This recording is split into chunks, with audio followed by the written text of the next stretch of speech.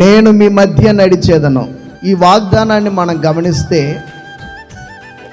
దేవుడు ఏమి కోరుకుంటున్నారు అనేది మనకి ఇక్కడ అర్థమవుతుంది.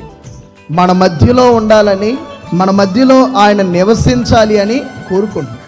నీకు దగ్గరగా ఉంటాను, నీకు చేరువగా నేను ఉంటాను, నేను నీతో నివాసం చేస్తాను అని నీకు ఒక హామీని, నీకు ఒక భరోసాని, నీకు ఒక ధైర్యంతో కూడినటువంటి వాగ్దానాన్ని ప్రభు నీతో చేస్తున్నాడు. బైబిల్లో ఉన్న వాగ్దానాలలో అత్యంత సన్నిహితమైన వాగ్దానాల్లో ఇది ఒక వాగ్దానం. ఆయన పిల్లలకు, ఆయన ప్రజలకు ఆయన అత్యంత సమీపంగా, చాలా దగ్గరగానే ఉంటారు, ఆయన సన్నిహితంగా ఉంటారు అని చెప్పే వాగ్దానాలలో ఇది ఒక వాగ్దానం.